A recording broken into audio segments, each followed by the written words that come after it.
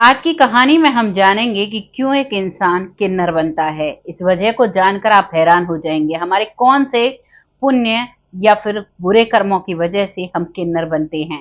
नमस्कार, मैं महक चौधरी आज आपके सामने फिर से एक सच्ची घटना लेकर आई हूँ। ये घटना शुरू होती है महाराष्ट्र से ही। वीडियो के अंत में आप सभी का नाम लिया जाएगा जो लोग हमें सपोर्ट करते हैं। आप सभी का तहे दिल से धन्यवाद करना चाहूंगी। आपका बहुत अच्छा सपोर्ट मिल रहा है। कहानी शुरू होती है महाराष्ट्र के एक गांव से। यहाँ पर एक परिवार होता है। परिवार बहुत ही नॉर्मल है और उस परिवार की जो महिला है वो गर्भवती होती है। उसके बाद जब उसके 9 महीने पूरे होते हैं तो रात में एक बच्चे का जन्म होता है। वो परिवार देखता है कि वो बच्चा ना तो मर्द है ना ही औरत है, वो एक किन्नर है। दिखने में वो लड़का था, लेकिन वो उन्हें पता चल जाता है कि वो एक मर्द नहीं है। और वो रात के अंधेरे में ही उस बच्चे को कूड़े के ढेर में डाल कर आ जाते हैं। सुबह होती है, सुबह तक वो बच्चा जीवित रहता है। गांव में शोर मचता है कि एक बच्चे को किसी ने कूड़े पर डाल दिया है। उस गांव में ही एक किन्नरों की टोली रहा करती थी। अब उन्हें पता चलता है तो वो देखते हैं और वो उस बच्चे को वहां से ले जाते हैं। वहां से ले जाने के बाद उस बच्चे का नाम वो बिलाल रखते हैं और बहुत ही प्यार से अब उसे बड़ा करने लगते हैं। धीरे धीरे वक्त निकलता है, जैसे ही उन लोगों में रहता है तो उन्हीं के रहने के तौर तरीके सीखता है। और इधर उसकी जो माँ है उसका रो रो कर बुरा हाल था, लेकिन उसके घर के मुखिया का सख्त आदेश था तो वो किसी भी चीज को नहीं कर पाते हैं। वो घर में ही रो रो कर चुप हो जाती है। घर वाले उसे बहुत अच्छी तरीके से भूल चुके थे। धीरे धीरे वक्त निकलता है और ये 2002 की बात है।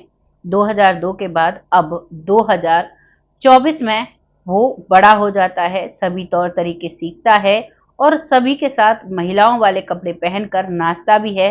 तो उसका नाम पल्लो भी रखा जाता है। दोस्त के नाम होते हैं। बहुत अच्छे से ढोलकी बजाना सीखता है, बिल्कुल किन्नरों की तरह ही ताली बजाता है। और इनका जो काम होता है अपना, जिस हिसाब से वो जिंदगी जीते हैं उसी हिसाब से ये भी जिंदगी जीने लगता है। लेकिन इसके अंदर पहले से ही मन में एक ख्याल आता है कि भगवान ने मुझे ऐसा क्यों बनाया। बस इसी सवाल का वो जवाब खोजता रहता है। गीता, रामायण, कुरान, बाइबल, जो भी धर्म ग्रंथ की किताबें इसको मिलती हैं उन सभी को पढ़ता है। उन्हें पढ़ने के बाद ये अध्यात्म की तरह मुड़ जाता है और धीरे धीरे अब ये मेडिटेशन करने लगता है।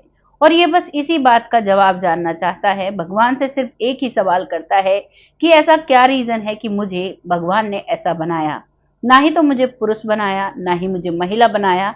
मुझे बीच में क्यों छोड़ दिया? मैंने ऐसा क्या कर्म किया था? अब एक दिन जब वो ध्यान कर रहा था तो उसे अपना पिछला जन्म याद आने लगता है। उसका जो पिछला जन्म होता है वो 1716 ईस्वी में होता है। उस समय पर राजाओं का दौर था। हर राज्य में एक राजा हुआ करता था। वैसे ही एक राज्य में एक राजा होता है। उस राजा के अंतर्गत ये काम करता है, ये सिक्योरिटी गार्ड का काम करता है। यहाँ पर एक राजा होता है जिसका नाम होता है भगत सिंह। भगत सिंह का राज्य होता है। उस राज्य में ये सिक्योरिटी गार्ड होता है। जहां पर उनका जो माल रहता था, जो खजाना रहता था, उसका सिक्योरिटी गार्ड होता है। और वहां पर जो राजा तैनात करते थे वो विश्वसनीय आदमी वहां पर तैनात किया जाता था। और वो समय वैसा था जब लोग जो चोरी करते तो उनके हाथ काट कर उन्हें सजा दी जाती थी। कोई और भी भयानक अपराध कर दिया करते तो उससे भी बड़ा अपराध हुआ करता और उसकी उतनी ही बड़ी सजा हुआ करती थी। कभी किसी का सर कलम करा दिया तो कभी किसी के पैर काट दिए। इस तरह की उस समय पर सजा दी जाती थी। धीरे धीरे वक्त निकलता है और ये जो व्यक्ति है, जो सिक्योरिटी गार्ड है, उसके 4 बेटे और एक बेटी होती है। बेटी का नाम पार्वती रखता है और जो इसके बेटे होते हैं, जिनमें एक का नाम प्यारेलाल रखता है, दूसरे का नाम अमृत रखता है, तीसरे का नाम करण रखता है और चौथे का नाम सुमेर सिंह रखता है। 5 बच्चे हो जाते हैं। घर का जो खर्चा है वो बढ़ता है और अब इसे जो वहां से सैलरी के नाम पर 24 सिक्के चांदी के मिला करते, जिनसे इनका गुजारा होना बहुत मुश्किल होता था। अब इसे ऐसा लगता है कि किस तरीके से मैं अपने घर की जो आर्थिक स्थिति है उसे कैसे सुधारूं। और इसी लालच में अब वो सोचता है कि इस खजाने में से अगर मैं थोड़ा बहुत चुरा लेता हूं तो उससे क्या हो जाएगा। मैं चुरा लेता हूँ, लेकिन जब वो सजा के बारे में सोचता है तो उसे बहुत ही अजीब लगता है और डर भी लगता है। लेकिन अब वो एक तरकीब निकालता है, उसी के जैसे और भी कई लोग होते हैं राज्य में, उन सब के साथ मिलकर एक टोली बनाता है। और वो टोली का काम होता है, जो राहगीर होते हैं उनको ये लूट-पाट किया करता है उनके साथ। और उनका पहले तो वो उनका सामान ही लूटा करता, उनके पैसे या उनके पास जो भी हुआ करता, उसी की लूट-पाट किया करते। लेकिन अब धीरे-धीरे लालच बढ़ने लगता है। ये साल में 4-5 बार किया करते, लेकिन अब चोरी साल में 10-12 बार होने लगी थी। यानी कि हर महीने चोरी करने लगा था।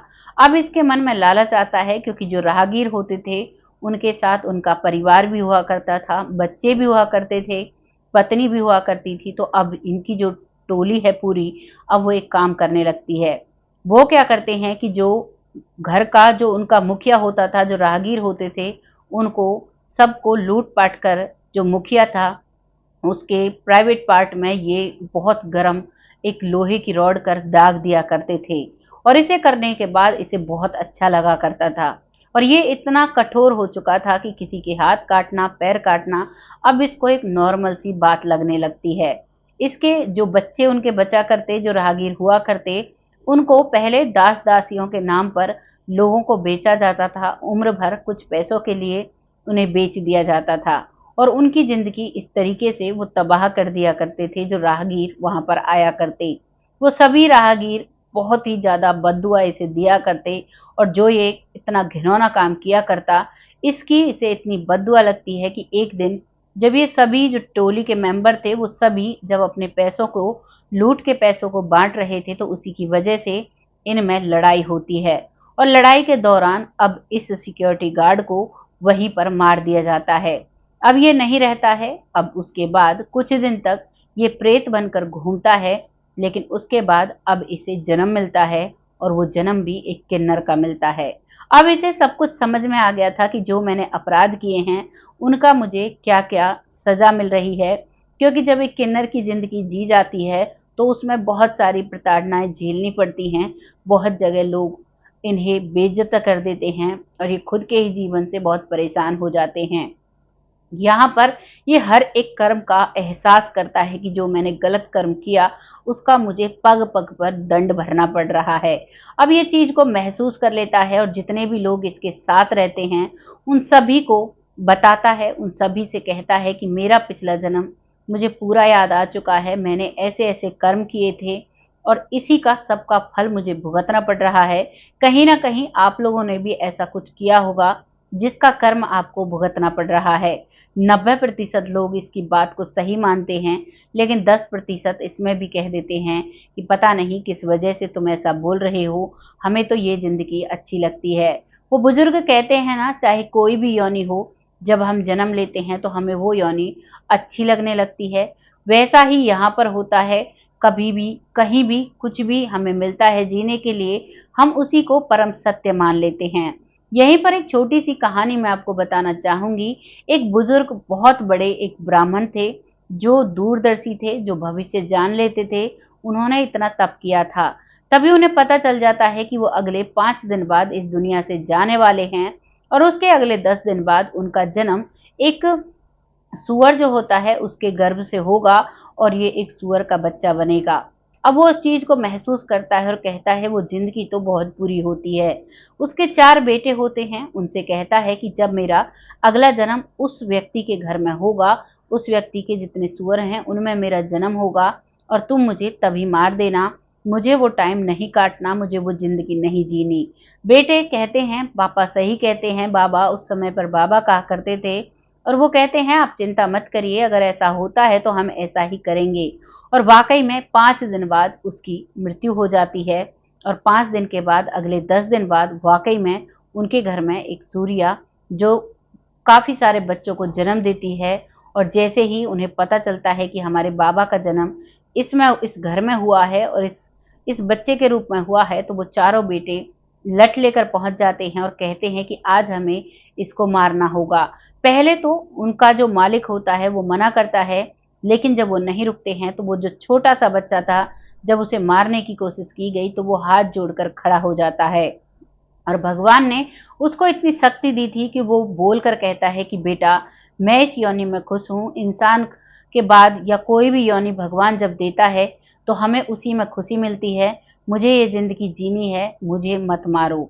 वो बच्चे इस बात को सुनकर उसके बेटे वहां से वापस आ जाते हैं। और ये जो घटना है ये बिल्कुल सत्य घटना है।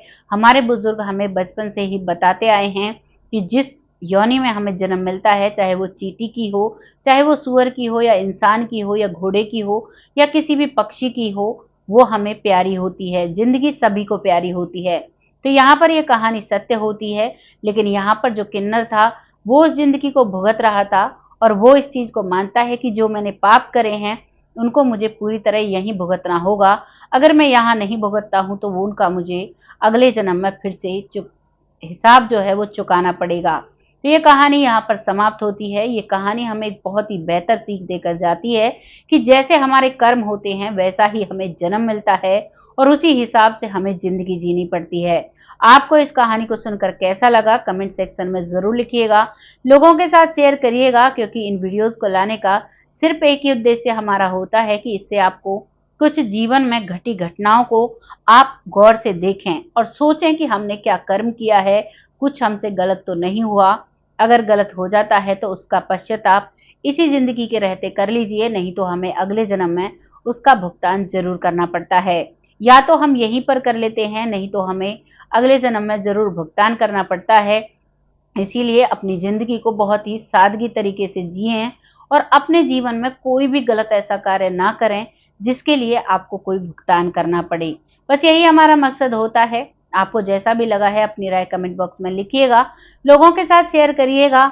बहुत जल्द ऐसी किसी सच्ची और अच्छी स्टोरी के साथ आती हूँ। तब तक आप सब खुश रहें, यही भगवान से मैं दुआ करती हूँ। अब वक्त आता है उन लोगों का जो लोग हमें दिल से सपोर्ट करते हैं, जिनमें सबसे पहला नाम आता है अनिल साक्या, जो बहुत अच्छे से हमें सपोर्ट करते हैं, बहुत प्यारे कमेंट लिखते हैं। आपका तहे दिल से आभार व्यक्त करते हैं। ऐसे ही अपना सपोर्ट हमारे साथ बनाए रखें। अगला नाम आता है मंजू चौधरी, जो बहुत अच्छे से सपोर्ट करती हैं। बहुत प्यारे कमेंट होते हैं, आपका तहे दिल से आभार व्यक्त करते हैं। ऐसे ही अपना सपोर्ट हमारे साथ बनाए रखें। अगला नाम आता है जमुना जी, जो बहुत अच्छे से सपोर्ट करती हैं। आपका तहे दिल से आभार व्यक्त करते हैं। ऐसे ही अपना प्यार और सपोर्ट बनाए रखें। अगला नाम आता है लखविंदर सिंह, जो बहुत अच्छे से सपोर्ट करते हैं। आपका तहे दिल से धन्यवाद करते हैं। ऐसे ही अपना सपोर्ट हमारे साथ बनाए रखें। अगला नाम आता है रामायण कुशवाहा जी, जो बहुत अच्छे से सपोर्ट करते हैं। आपका तहे दिल से आभार व्यक्त करते हैं। ऐसे ही अपना सपोर्ट हमारे साथ बनाए रखें। अगला नाम आता है भूप सिंह सैनी जी, जो बहुत अच्छे से बहुत प्यारे कमेंट लिखते हैं, दिल्ली नरेला से हैं। आपका तहे दिल से आभार व्यक्त करते हैं। ऐसे ही अपना सपोर्ट हमारे साथ बनाए रखें। अगला नाम आता है पिंकी भोई जी, जो बहुत अच्छे से सपोर्ट करती हैं, बहुत प्यारे कमेंट होते हैं। आपका तहे दिल से आभार व्यक्त करते हैं। ऐसे ही अपना सपोर्ट हमारे साथ बनाए रखें। अगला नाम आता है अजमेरा सिंह, आपका तहे दिल से धन्यवाद करते हैं। ऐसे ही अपना सपोर्ट हमारे साथ बनाए रखें। अगला नाम आता है रोहतास सिंह, आपका तहे दिल से आभार व्यक्त करते हैं। ऐसे ही अपना सपोर्ट हमारे साथ बनाए रखें। अगला नाम आता है नरेश गुप्ता जी, जो बहुत अच्छे बहुत प्यारे कमेंट करते हैं। आपका तहे दिल से आभार व्यक्त करते हैं। ऐसे ही अपना सपोर्ट हमारे साथ बनाए रखें। अगला नाम आता है सृष्टि यादव जी, आपका तहे दिल से धन्यवाद करते हैं। ऐसे ही अपना सपोर्ट हमारे साथ बनाए रखें। अगला नाम आता है मणिका जी, जो बहुत अच्छे से सपोर्ट करती हैं। आपका तहे दिल से आभार व्यक्त करते हैं। ऐसे ही अपना सपोर्ट हमारे साथ बनाए रखें। अगला नाम आता है कंचन दास जी, जो बहुत अच्छे से सपोर्ट करते हैं। आपका तहे दिल से धन्यवाद करते हैं। ऐसे ही अपना सपोर्ट हमारे साथ बनाए रखें। बहुत जल्द ऐसी ही किसी सच्ची और अच्छी स्टोरी के साथ आती हूँ।